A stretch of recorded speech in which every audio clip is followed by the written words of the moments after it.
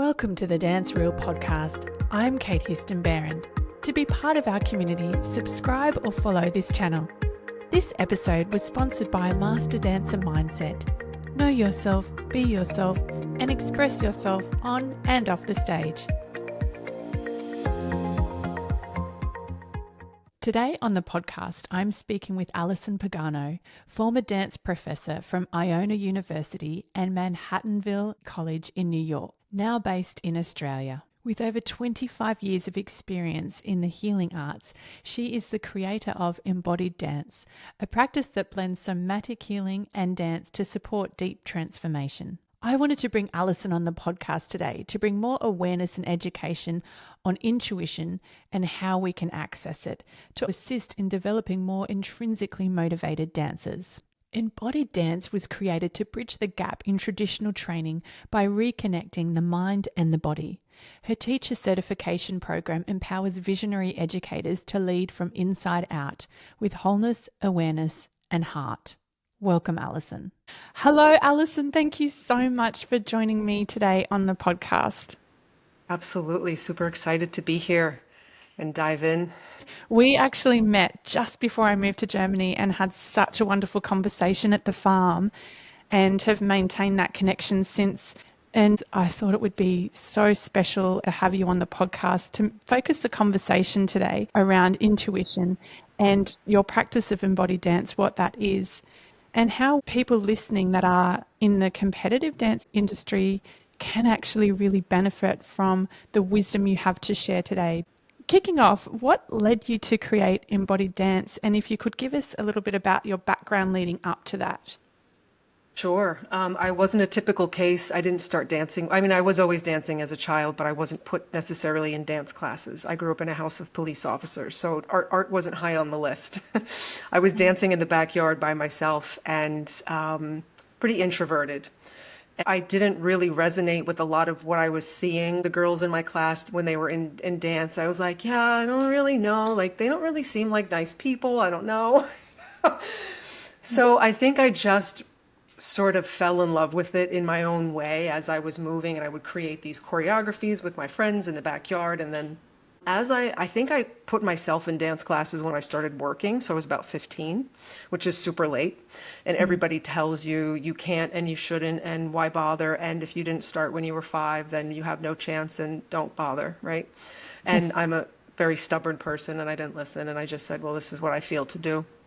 So dance was the thing that gave me a place of home in my own body, where I previously felt very disconnected from my own emotions. I was a very sensitive kid, but I was very disconnected from my own feeling. So as I started moving, I just know that moving made me feel better. It was something that I just did. You know, I would come home from school and put on Stevie Wonder records and just, dance and ruin my father's rug, as he would say. It was just something I did because it made me feel better. And I didn't have any idea why. I just knew, like, this is something that's good. So I started classes, regular ballet at 15, 16, and I just knew this is something that I'm supposed to do. I know I'm super late and I'm old, but I'm supposed to do this. So it wasn't until I was in college, and you might have heard this story at some point. I actually had come here to Australia as an exchange student. I was going through a pretty dark time in my life. I had a pretty intense eating disorder. I had lost like a boyfriend in a car accident and some family member, and there was just a lot of heaviness in my own body and psyche at the time, and I ended up turning in on myself and not eating. And that went on for a few years. When I came to Australia at that time, it was the late 90s, it was 1999, and I was enrolled in a program in Southern Cross University in Lismore called Spiritual Wellbeing, and it was hosted, or it was taught by an Indigenous woman who just had this massive energy and power to her, and she was just an extraordinary presence. And this class taught us about the energy body, it taught us about breathing, it taught us about meditation and things I had never heard of at that point in my life. And as I started studying some of our materials and doing the processes, I realized that I was starting to figure out what was going on with me and why I hated myself so much and why I hated life and why I didn't, connect. And I started to put these things together. Yeah. And I realized that I didn't want to feel the way that I was feeling or continue to operate the way that I was. So I said, okay, I'm gonna move this. I'm terrified, but I'm gonna move with this. And I would go into the studio and I would just allow myself to really meet all of the things that I didn't want to feel. Mm. And I just uncovered them layer by layer as the body shows you, because the body, I notice at when you work this way, it only shows you what's ready to process. You don't have to dig for trauma. You can Yeah. just say, what's alive in me today? What am I feeling? What am I noticing? What is that maybe connected to? And through that process that just sort of started coming to me, I just allowed myself to explore it without expectation, without judgment, without trying to make it look a certain way. I mean, granted, I wanted it to be kind of cool, you know, at that time in my life. I was like, oh, I hope I Yeah. do something good. But other than that, I think that I was committed to the truth of what it was, even if I didn't understand it. So what I ended up preparing and showing was like a half choreographed, half improvised sort of piece. And what I noticed was it was so well received, and I had such great feedback from the people in my class because we all kind of gave each other feedback in terms of what people experienced. There was something that started shifting in me in that day. And it wasn't because you know, I had just moved through everything and I was fine, but there was something about the honesty and the truth and allowing that to be what it was without shaming it, blaming it, or making it wrong. And then being empathically witnessed by an audience who could hold that with me. Yeah. It was just very affirming. And it was just saying, like, I'm okay and I'm going to be okay. And it was Mm. almost like moving through a rite of passage that I could have never seen or understood in any other regard.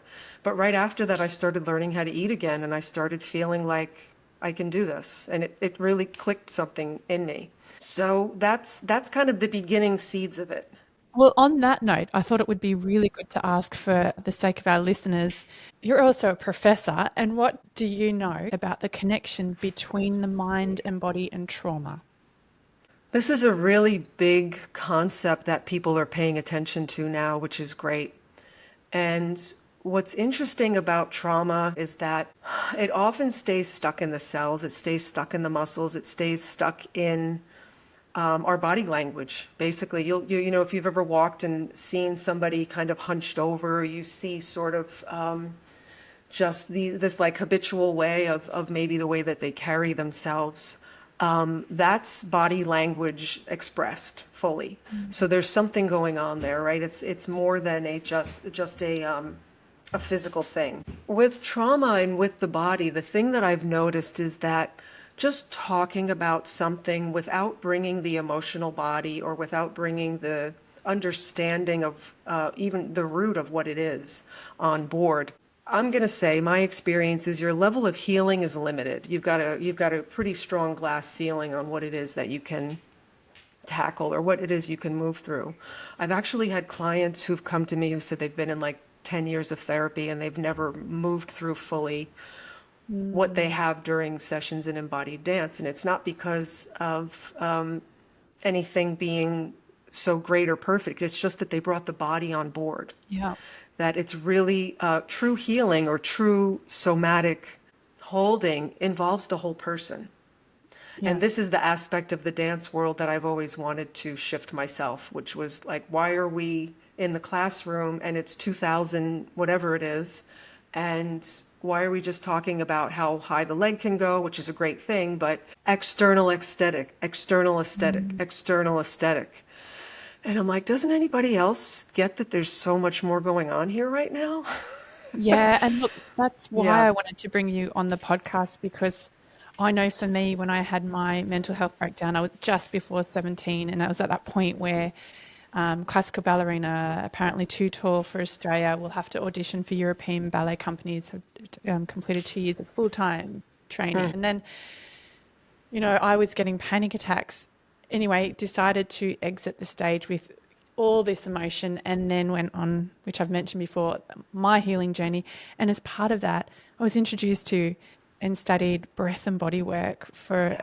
probably a year straight. And my teachers really taught me about the connection between the mind, body, and so I had so many processes and lots of tears, and how all of this angst and trauma and deep sadness was being held in my body. And I'm grateful I had that experience as a teenager. How can dancers in that world that say really want a career as a professional stay true to who they are Hmm. and actually let that the heart lead the experience, as opposed to, oh, the trends, like I have to be good. That's the cool trend on TikTok and my teacher, all of this Right. external stuff, because it is an aesthetic. And so what would you advise the stakeholders as well? So the dance parents, the teachers training them, the studio owners, the ones that are, around 15, 16. How can they bring more gentleness? There's a lot of layers to that because really at the end of the day, with the teachers themselves, if the teachers haven't done the work or if they haven't given themselves their own space or acceptance to hold those things, they're probably not going to hold them for their students so well, right? So, everybody has their own path, and I'm not saying everybody should do it this way, but if somebody was curious about it, I would highly recommend that if a person wants to improve their teaching, do some of the processes and try them on and really feel what it is to start your dance practice with some breath work, to start your dance practice with your hand on your heart going, what am I noticing today that's true for me?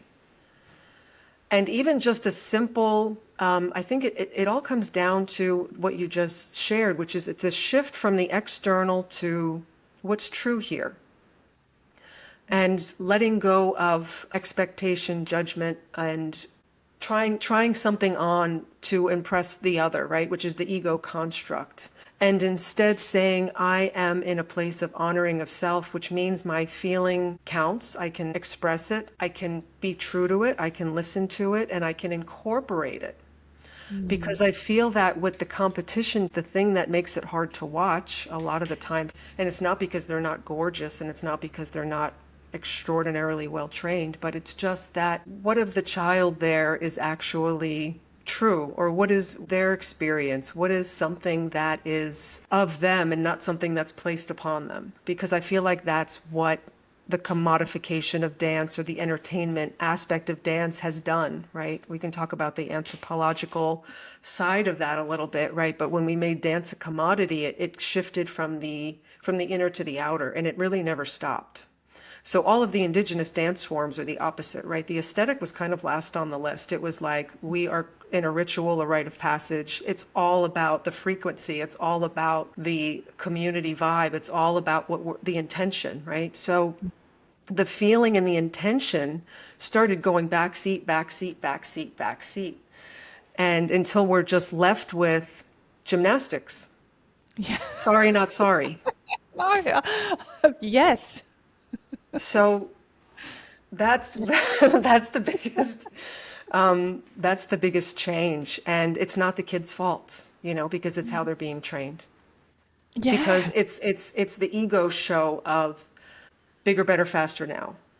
And the training is continuing, unless you're working in the, modern and contemporary dance, I think is evolving quite a bit where I think there's a lot of somatics, there's a lot of teachers, especially in the New York area. Maybe not, Broadway Dance Center so much or Steps, but if you go downtown, in the New York area, there's some studios that really bring the somatic awareness into class, which is great. Part of my training was actually also the Simonson technique, which was all about teaching teachers to teach to different body types and to teach to the right brain and the left brain and to understand that not all movements are for every person. Mm. So I think it's just how we reframe the why of what we're doing. Yeah. Because the road of competition and the road of ego isn't really satisfying, I think, long term, right? If it's not built with a foundation of fulfillment and value to it on a deeper level, it's not Yeah. sustainable. You're going to get to the end of your rope with it and be done. Yes. That's exactly what happened to me. I felt like, just before 17, I felt like I'd already had a massive career and that I was dancing for everyone, to make my mum happy, teachers happy, for the trophy, and I felt so soulless, so soulless. I didn't even know who I was anymore. And everything was about the external validation. I had high levels of anxiety, like panic attacks and depression. And I quit the day Lady Diana died was the day I did my final performance on stage. Had that moment where I looked in my mum's eyes and I could feel her disappointment. Hmm. And there was just this unspoken, like, kind of coldness. And uh, Hmm. I was like, I'm done. I'm done. I need to, who am I in this? Who am I in this? And so, and I'm sure there's some beautiful sports psychologists out there that was like just giving me these mind tools to feel better. But it was like underneath there was all of this stuff that was buried and layered, and I had to let it come out, or and because it was exploding and I was imploding. And so I suppose I'm speaking to dancers that may be getting moments or trickles of little anything to my story if it resonates. If I could advise anything, would be to go see someone, maybe do a course with you or someone to assist with unlayering those deeper emotions and what's really happening there, and to ultimately to come back to who are you? Why do you love this? Why are you dancing? Has this become about all of this external stuff? Anyway, that's my little take on why I want to have this It's conversation pretty with you. extraordinary what you just shared. Um, and I'm going to say that it's probably much more normal and standard of an experience, and not to normalize, and not to say, to put you in a sea of people, but I think there would be a lot of people that can really relate to your Yeah, experience and say, yeah, I know that that sounds exactly like me. And yeah, yeah. I don't, I've lost my, I've lost my passion. I've lost my, why did I start doing this? Because I've made it about this validation. I've made it Mm. about reaching this next level. And for what? Yeah, yeah. I feel like the industry can have a big overhaul, and if students that want to dance at that level, it requires more consciousness from the parents and the teachers to do it in a way that is safeguarding the mental health of the young person, but also assisting them to find their intuition, which is what I want to talk about, Sure. and lead with that heart space. So, with all of this unlayering, Hmm. what, with your story that you shared initially, it seems like you have always had this strong intuition and listening to that part of yourself. Would that be true? Would you say that's true? That would be true, and it's probably Mm, because of my deeply introverted nature and the fact that I mhm, spent so much time as a child, like very much in my own space, in my own creativity. I had a good sense of feeling, and I think I had a sense of feeling because I wasn't in a space really of outward validation. I think I was in a space of myself. And the other thing that would have really helped me is that I actually started dance and I started yoga classes at the same time when I was about 15, which at that time, yoga was not a thing. In the late 90s, it was like if you opened the phone book, which is me dating myself, you would see like yogurt, you wouldn't see yoga. There was no yoga studios anywhere. And it was like very weird. And like I was in a class of like 60 and 70-year-olds at the time. yeah. So I think the aspect of yoga and feeling what the whole body was doing and dancing at the same time gave me like the tools could start weaving. Mm. Yeah. Hmm. And so, with your upbringing, if I can ask, was that did your parents also nurture that part of you? Absolutely not. Yeah. Okay. Yeah, and I don't mean this, and I don't mean this in a way that they're not Yeah. loving and kind and good people. Mm. But yeah, it was always like, why are you dancing? What are you doing now? What's that Mm. about? Yeah. Okay. Where are you going? What are you doing? And it was never like, oh yeah, we want to support this and we believe in you. It was like, Yeah. sort of maybe, I think when I became a professor, they were finally like, oh, we get it now. Like, this is who you are. Yeah. But I had to go to that level before they saw, like, oh, this is who you are. Like, you've really gone to that degree. So now sort of get it, but not really. But yeah. So I think, yeah, there was not much. And again, not because they're not wonderful people, but they just didn't know how Yeah. to hold or support it. No. Yes. Okay. Your process of intuition. Do you have an experience where you can share where you were very awakened to that intuitive part of yourself and how that maybe manifested in the world in terms of knowing something before it happened? How has that led in your life? Yeah, it's a great question. I think it has a lot to do with my experience as a body worker and a healer, which I didn't want to be, or I Hmm. didn't set off on a path to be. I just wanted to dance. I always did have dreams and like forecasted things that would happen, and I could always sense something before somebody would say it. I was very good at walking in, feeling the room, knowing exactly what was happening. But it was really what I went to massage therapy school. Again, I didn't want to do it necessarily at the time. I was just trying to make some extra money while I was taking dance classes. Yeah.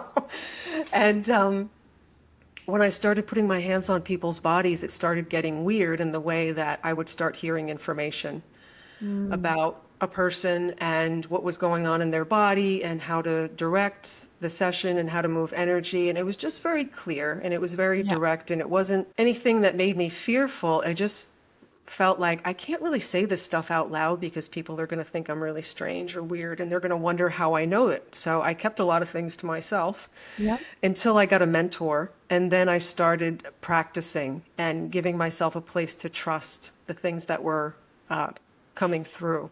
So it's Mm. really been a great skill to have as a teacher. And for me, good teaching is like 70% listening and interpreting and being Yeah. able to guide from that 70% of information that you're feeling and noticing in the room. And the 30% is what you came in with. I know for me, I've had to identify like fear and intuitive warning, and like what's my own fear projected onto some situation. When I was on my little healing journey, funnily enough, I became a certified massage therapist, Reiki practitioner, reflexology, and um, training in energy work, and that was Amazing. really helpful. Yet there was still this unraveling of what part is that knowing of something. And as I'm getting older, I'm finding that easier and easier, like listening to that intuitive part. With regard to ego, ambition, and passion, how, in your opinion, can we identify what is like a life purpose passion as opposed to just trying to cover up an inadequacy? Well, it's interesting in a way. I think I read something or saw it come across my feed, and I wonder if you saw it as well. And I think it was about Baryshnikov and the fact that he lost his mother so early. It had me thinking about the question that you're just asking now, which is how much did that drive him to become Mm. as virtuosic as it would have, to have lost a parent at a young age and whatever that meant to him, that loss, how he might have channeled that into his greatness. So, it's an interesting piece in a way because I will say, even though that is such a gift, Yeah. that for the person who's experiencing it can be quite torturous Mm. if Yeah. it's not named. Mm. I think the naming of something is what brings healing. It's the Yes. acknowledgement. I think acknowledgement is the first piece. So, in terms of ego and passion and story and what can push us, I think we're all driven in some regard by our past or by our little and big traumas. And Yeah. it's really just a matter of like, do we funnel it towards something that's life-giving or do we funnel it towards something that's destructive? Yes. Sometimes there's a little bit of both on a person's path, and that's called being human, right? Yes. But yeah, it's an interesting thing to think about for everyone who's on the path, who has a big ambition, is to, just sit with themselves and say, well, what if I really feel into it? What is my bigger why? Yeah. Is it Yeah. for validation, or is it more a feeling like if I take my last breath someday, I'll regret not living into this? Mm. Yes. Because that's a different feeling than, well, I just want to make my parents happy, or that's a different feeling like, I want to be on a stage in front of millions, right? Which that's a nice thing. But if it's not coming from, I'll use the word embodied, if Yes. it's not coming from an embodied why of, I know that there's something in me that is asking to be brought forward in a unique way that only I can do, and I'm committed to discovering Yeah. and listening to Mm. what that is, because I think the whole theme of our conversation, if I can name it on some level, Yeah. is how do we shift from this mandated, distracting outer way of how we're being led to coming into the alignment of what does our mind, our body, and our heart say that are all true? because that's what I believe embodiment is when you have the whole person on board in alignment saying the same thing. It's like your mind is saying the same thing as your heart and your bodies and your nervous system is okay with it. It's Yeah. when we get where we want to go for a goal, but our heart's not in it, Yes. that things can get sabotagey. Yeah. Yeah. Yeah. Really well said. In our dance world, that can sometimes focus maybe too much on external validation and awards and social media. How can dancers begin to reconnect with their inner voice? I really feel that it comes down to the basics of allowing themselves to honor what they feel as true. It can be a weird thing to say, but I think we can be just very disconnected from what that even means. What is it to feel? So that would mean that we would have to take away all the distractions, all the noise of social media, all the noise of the friends, and find space where we can't hear anything but our own Mm. selves. And take the time to even just bring a hand to the heart and just take a breath. Mm. What do I notice? If I have my hand on my heart, what do I notice? And I'm just going ahead and I'm bringing a tool right away. What do I notice? What's I'm feeling? And just naming like 5 things. If I put my hand on my heart and I breathe, and I recognize that I'm safe in this moment, I feel sad about what my friend said to me yesterday. I feel excited that I'm going to have this experience later today. I feel really confused about what someone said in this regard. I feel nervous that I'm not going to quite make this thing. And I think that we start to know ourselves by being honest with ourselves. And Mm. nobody's really giving you an opportunity to do that so much.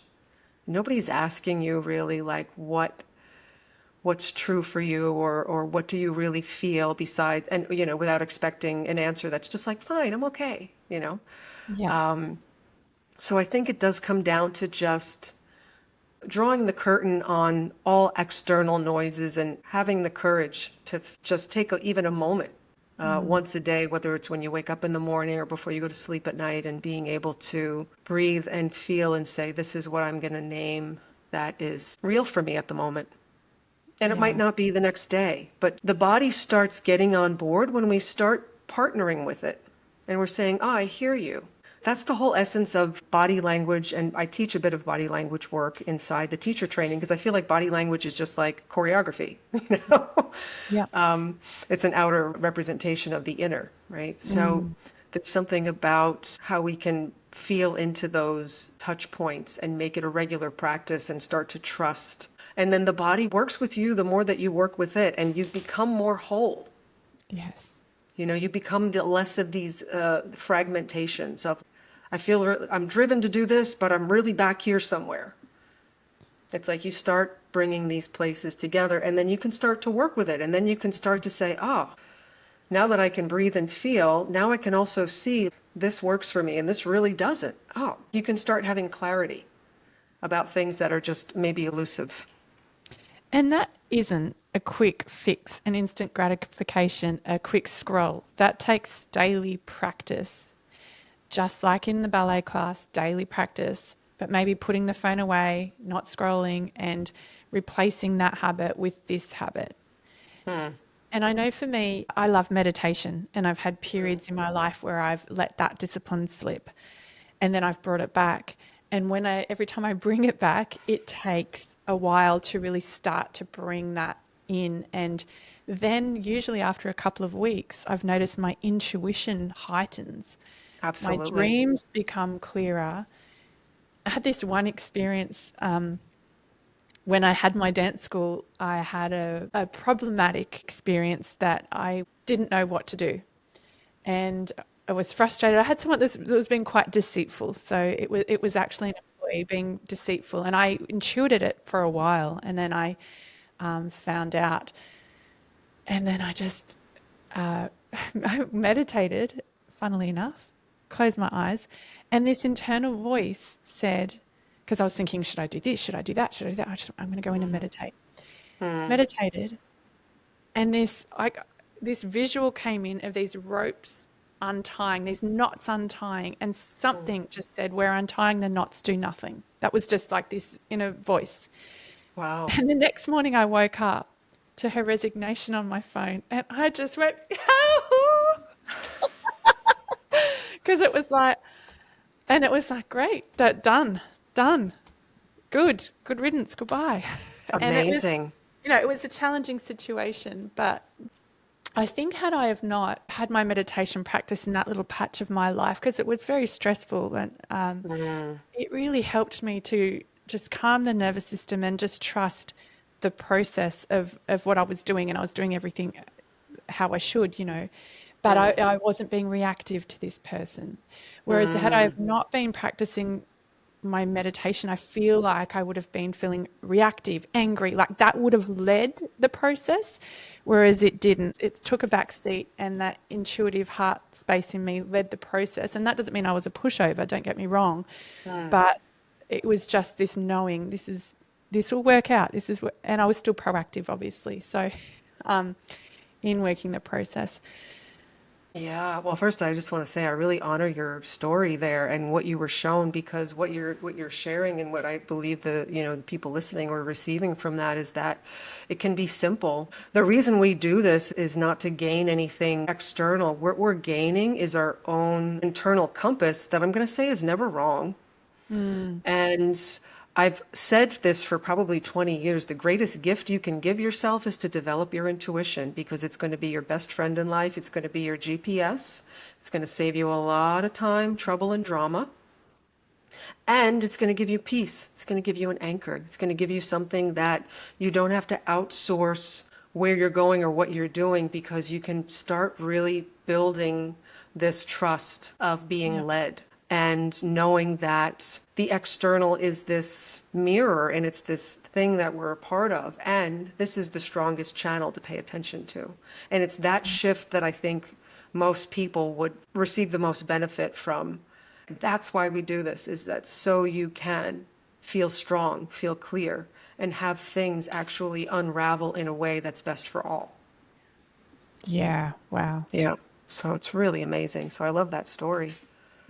I imagine what that would look like if we had parents being that for their kids as well, and teachers being that, and just thinking, wow, imagine what we could create with dance if it was about creativity, not about constantly trying to be perfect. Yeah, I think, we're on the pendulum swing. Hopefully, we'll swing back to balance soon, because I think that what it's producing ultimately can't last and isn't going to work. So Mm. it's really inevitable in a way that at some point we're going to go, no, we missed the boat somewhere. Yeah.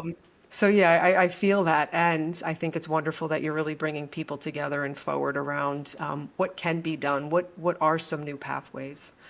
With regard to stories of intuition, what did it look like for you choosing an intuitive path over an expected one? It's interesting in a way. I think I'm a different sort of person. And I don't mean this in like a better way. I think I've just been always a little different. And I can see that by the way that people have made choices and probably the way that I made choices.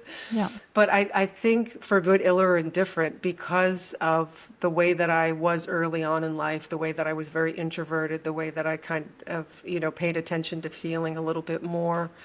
I got a sense early on of a need to follow my heart more than, and I know it sounds super cliche, but I had a need to follow my heart more than I had a need to fit in the world or Mm. to go towards anybody expectations. And the great thing, or I don't know if it's great, but my parents never really put me, expectations like you must be a businesswoman or a doctor, the way that Yeah. some people's parents, if anything, they probably were like, whatever you do is okay. Yeah. I just have always followed what it was that made sense to me, knowing that I didn't have to understand the whole picture, and I didn't necessarily have to even understand the trajectory early on. But Yes. there was something in me that knew if you just keep following this one step we show you at a time, we promise it's leading somewhere.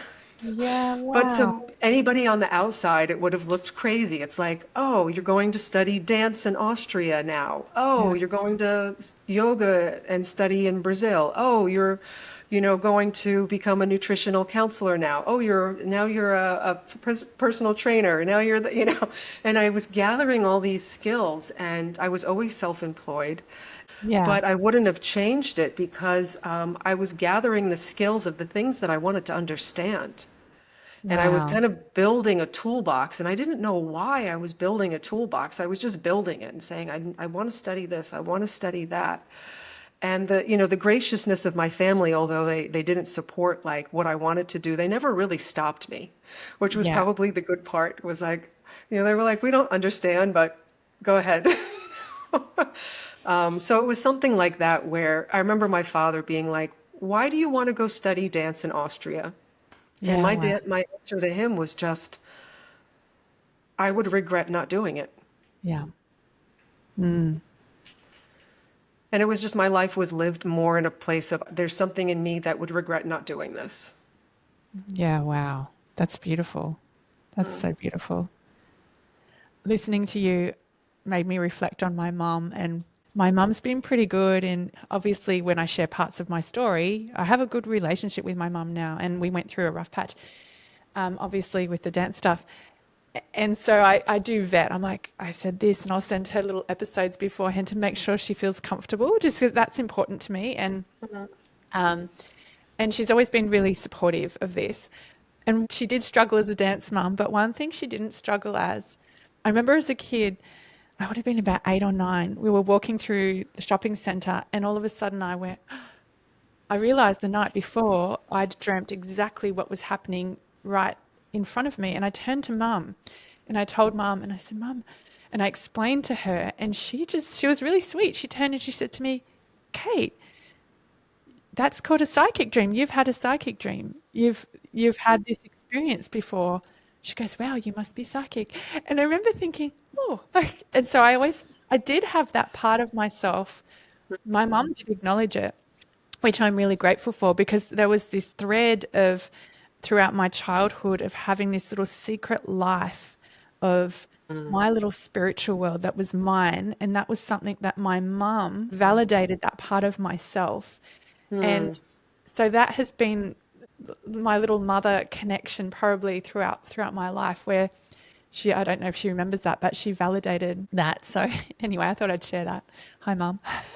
Yeah, that's beautiful. I think it's so important, probably not the parents today as much, but it's so important, those moments that can seem fleeting where we just want to say, that's crazy, or don't give any attention to that, how that can really shut someone down long Mm. term, especially Yeah. when you're younger and you've never expressed something like that before and you don't know if it's okay and you feel a Yeah. little uncomfortable about it.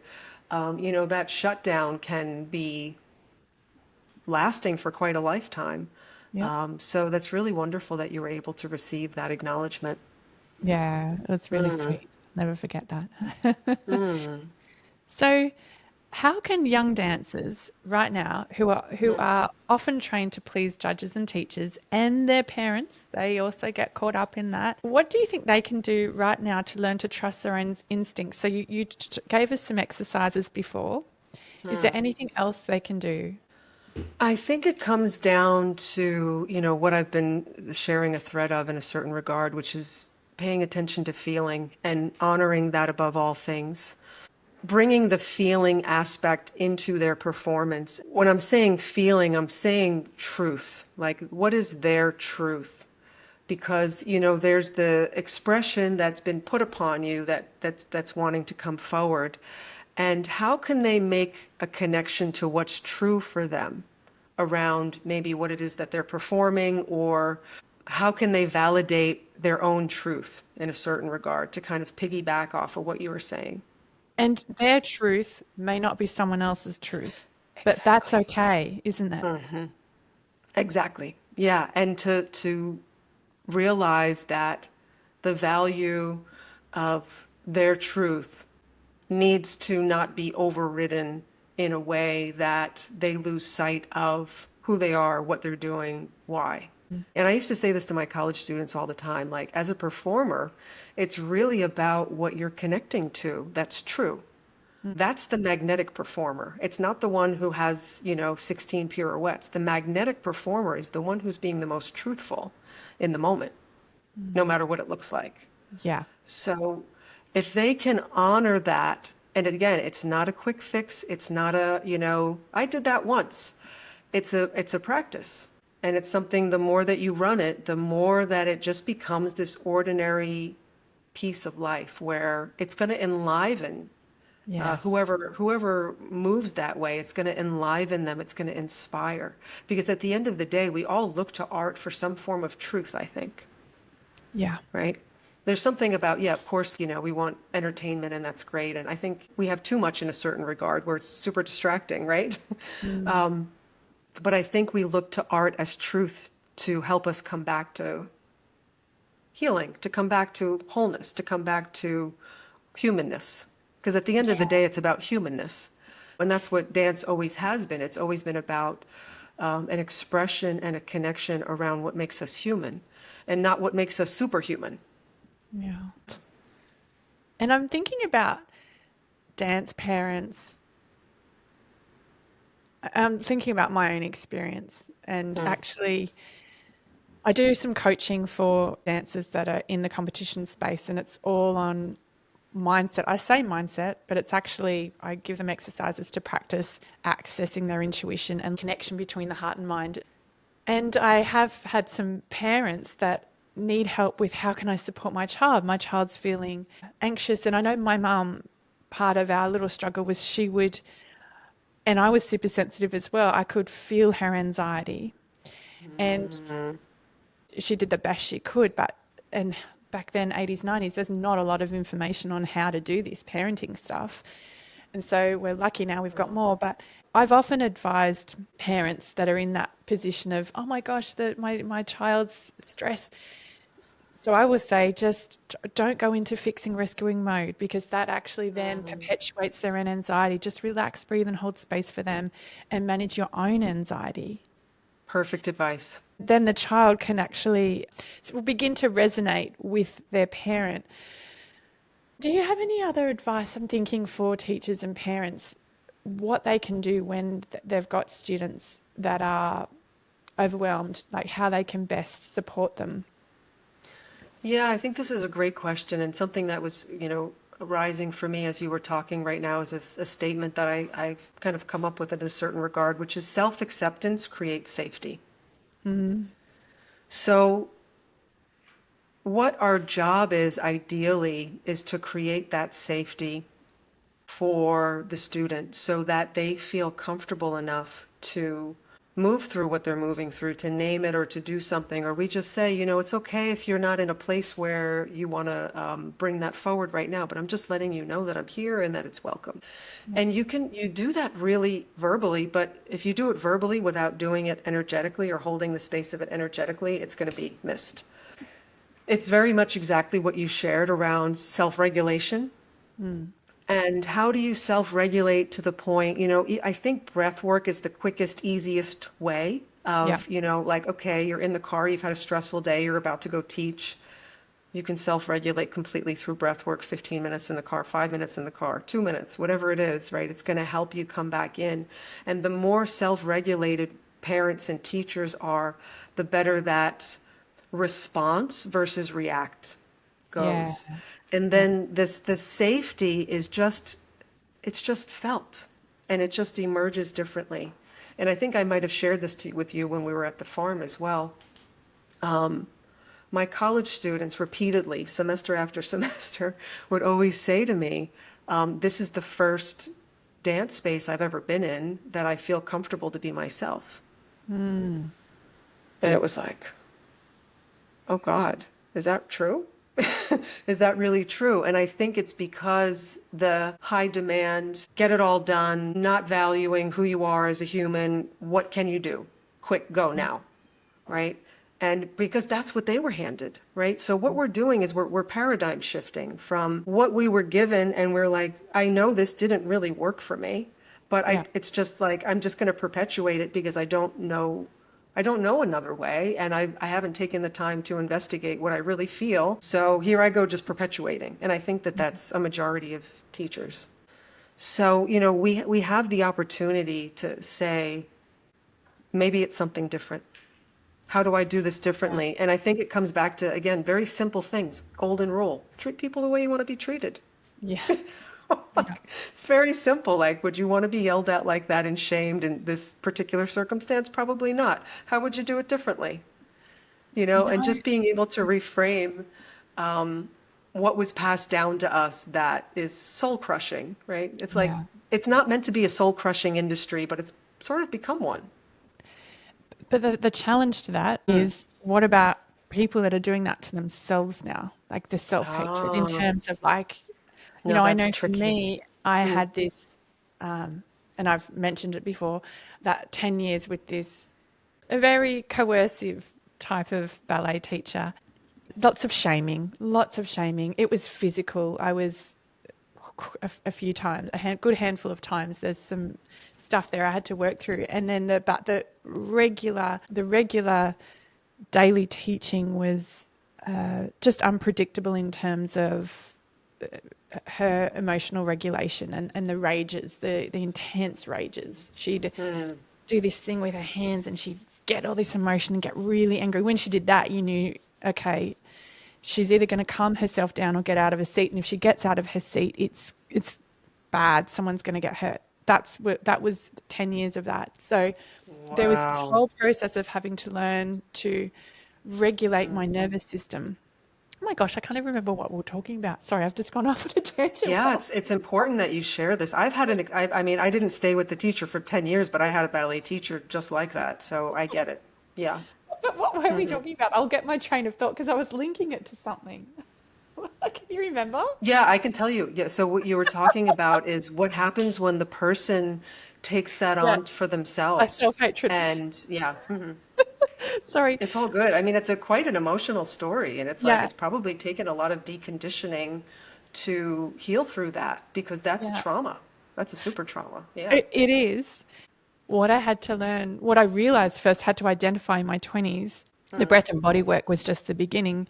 I really hated myself. And to feel safe in the world, my tactic was fawning and I was a people pleaser. And I'm conscious of it. But when that little people pleaser comes out, I'm like, oh, what's really going on? Do I feel unsafe? I feel unsafe. My Yes. fawning's coming out. Yes. So Mm. as a 44-year-old woman, I love that I can see this and I can see my little wound that can pop its head up every now and then in new situations if I feel unsafe. I noticed coming to Germany. I live in a town where no one speaks English, or if they do, they're shy about it. So it's not like a big city like Berlin where people might pick up that you actually don't speak German and they might start speaking English. And I noticed I felt intimidated. And around my husband's family, I was explaining, I'm learning German, I'll be learning, and they're lovely. But I noticed this little fawning pattern coming out because I felt I'm in Germany, I'm living here now, I'm away from my friends Mm. and family, I've just got my husband and my son around all these people, and I don't understand what they're saying. And that I diverted to that old pattern of reassuring everyone that I'm a good person. That's what it was. It was like, I'm good. So don't hate on me. And I was like, whoa, from that experience. So I had to kind of go, man, Kate, you take as long as you need learning German. I love you no matter what. You do not Mm. have to be perfect. I actually had to give myself that chat and then going to German school. This experience has been so out of my comfort zone, especially for a girl that never traveled. I didn't travel in my 20s. I started a dance school at 19 and had a business and a home, a house at 23, a baby at 24. So traveling the world, this is uncomfortable for me. So that fawning pattern was really interesting. And I loved that it came up, and I love that I'm also perimenopausal. So there's this undercurrent of having less hormones, which is kind of awesome because my tolerance for putting up with stuff is thin. So what's emerging out of me is this woman that's becoming older and being like, I just don't care what anyone thinks anymore. Like it says, I have to be me. And on this whole other level, which I thought I was authentic, and it was like, wow, I'm still doing that thing where you know, anyway, it's interesting. It's fascinating, and I love that you have these practices. And the word that comes is awareness of being able to catch the pattern and say, wait a minute, like I can see that this is what I do when I'm feeling unsafe. So what's making me feel unsafe? Let me track it back. How do I create some self-care around this Mm. and take myself off the hook? And where's the hook coming from? Like identifying like, oh, I'm afraid that this is happening, or Yeah. I'm not okay in this regard. And how do I give myself the safety for what my body's noticing is a little off, or what my fear might be of what could be? So I Yeah. love that. I think that, yeah, self-reflection, again, it's such a skill and such a tool, and it's so missing. And I think it's going to probably get worse as, the speed of life and the speed of the internet and the speed of, our Mm. demands keep getting quicker. This idea of reflection has such a low priority to it, when it's like Yeah. it's actually a necessary part of life. You can't just go like that. Like you move, you breathe, you process. Like there's an inhale and an exhale. There's an Mm. expansion, there's a contraction, right? And every part of nature does that. Why are Yeah. we expected to go like that and keep going? It makes no Yeah. sense, right?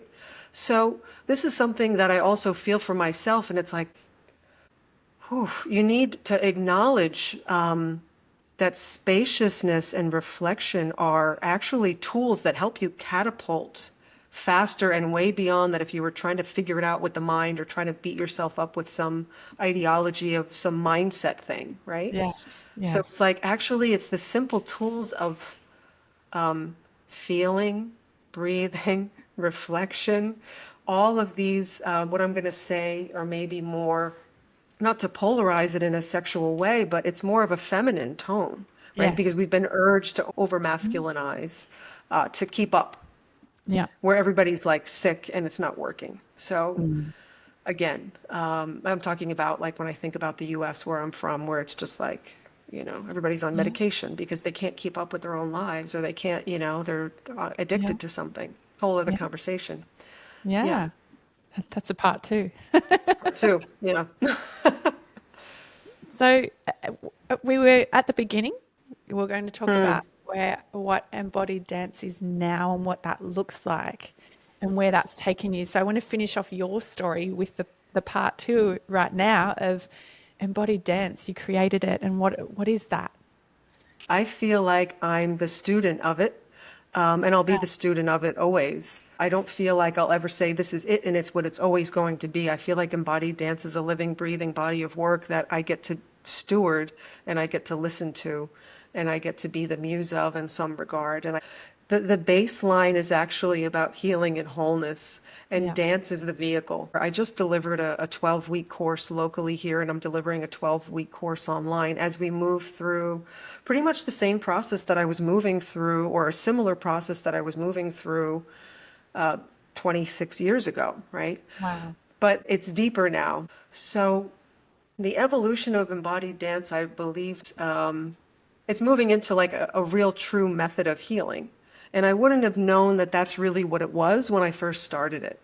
Yeah. Because at the end of the day, I still really love just teaching modern and contemporary dance as it is too, and bringing the Wow. somatics into that. The embodied part is a calling to listen to the deeper self, and to give the voice of the deeper self the most truthful expression.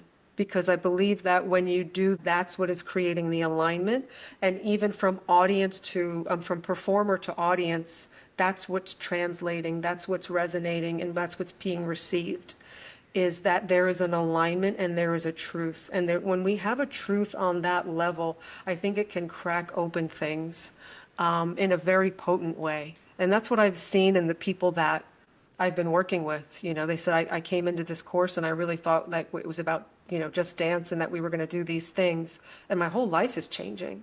And I don't mean it from like an ego inflated way, but these discernible aspects of their relationships with their families are different. They're Yeah. feeling called to step into their mission with actual confidence. They're having these different things step forward. So the work stirs the pot, I'll say that. Yeah. So it's not for the faint of heart. Like you have to have a little courage to meet those things. But the work is really intended to bring you back to the truth of your essence, and to bring you back to what it is you came here for. Yeah. Yeah. And to really feel into that so that Yes. you can become self-led, which I think is, probably again one of the major themes of our discussion is how is becoming a self-led intuitive connected to how you can not only become a better dancer, but how you can actually also enjoy and be more empowered in your own life. Yeah. So it's touching Absolutely. into all those threads. And I wouldn't have known what it was at the time. It was Yeah. just, this is what's showing me now. It's been a really insightful conversation today, and I hope that if there's listeners out there wanting to connect with you and learn from you and do your course, how can they contact you? Sure. So the website is embodied-dance.com. And my Instagram social is embodied.dance. Yeah. You can find me on the web, Embodied Dance, Alison Pagano. I offer trainings and I offer the teacher training, but I also offer shorter courses for people who just want to see what the processes are. Yeah. And I still also just teach dance because Yeah. I'm a lifelong lover of the art form itself. And I'm actually getting a group together of adults and we're going to be performing probably in August. Yeah, so I'm still very much in the art form, but I'm, filtering, of course, my processes and Yeah. practices through, yeah, if they want to be bringing these different elements to their dance or, upping the ante in the mind-body connection. Yeah, Yes. I'd love to work with or I'd love to meet who's ever interested. Oh, you are beautiful. Thank you so, so much for all your work you do. You are an inspiration and a beautiful human being. Likewise, I feel that and back at you. Thank you so much.